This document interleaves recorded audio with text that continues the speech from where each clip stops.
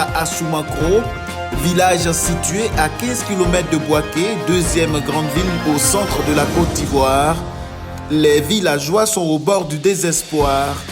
Vie en péril, plantation menacée. La cause, les troupeaux de bœufs détruisent les noix de cajou amassées. Dans les champs, les cultures maraîchères sont parfois elles aussi ravagées. Les bergers nous empêchent. Les bœufs, après 15h, 16h, nous rentrons au village. Ces bergers viennent avec leurs bœufs dans nos différents champs et avalent les grains de cajou. Aussi, c'est notre activité du village, mais les bœufs viennent manger les grains de l'anacade. On n'arrive même pas à ramasser les grains de l'anacade.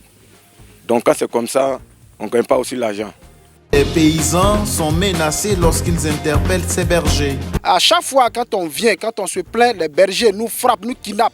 Et plus précisément, il y a 1 semaine et demie de cela, il y a notre frère du village voisin à Fouvansou qui a été kidnappé par ces éleveurs de bœufs. Donc kidnappé pour le mettre dans la brousse pour envoyer en ville.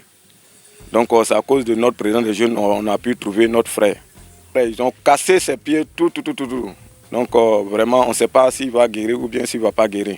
Nguessan Kofi Emile se rend dans son champ d'anacardier très tôt le matin comme à son habitude. Il constate les dégâts. Il partait regarder dans le champ, bon, les bœufs aussi bouffent mes anacardes. Et j'ai dit non, qu'il ne faut pas que vous avez bouffé, vous avez déjà annulé le champ. C'est avec anacarde là, je vais me débrouiller un peu. Et cela a regardé trace là. Un coup, à mon grand surprise, quelqu'un est venu, il m'a donné causerie. Causerie, on est là causé. Voilà maintenant, il m'a encinglé. Il m'a attaché. Quand il m'a attaché, on dit démonter. Bon, je ne sais pas où on va partir. Bon, déjà, ils m'ont attaché aussi là. Il ne peut pas faire un effort. C'est là qu'ils m'ont pris pour aller. Après bois, me limer ici. Tout épaule là. Mâchoire, tout. Maintenant, il dit non, si il n'a pas cassé mon pied, que peut-être il va fuir. Bon, en tout cas, ils ont pris bois là pour taper jusqu'à mon pied là. C'est cassé. C'est là qu'ils ont pris bande pour bander sur mes yeux et puis la bouche complète.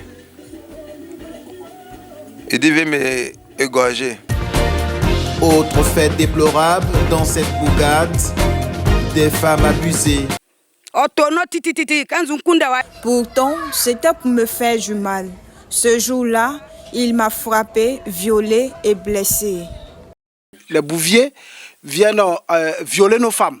Et tout dernièrement, au niveau d'Assoumakro, il y a un berger qui allait frapper une femme.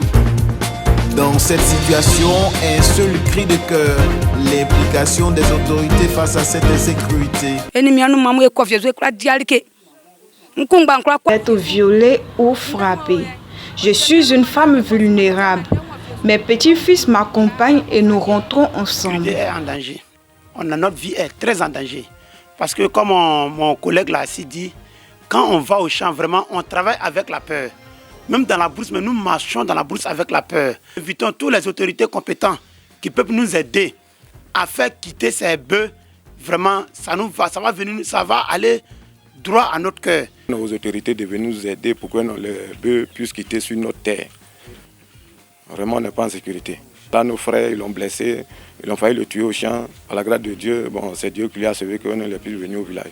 Si cette situation perdure, elle pourrait susciter une vive tension communautaire entre autochtones et allogènes.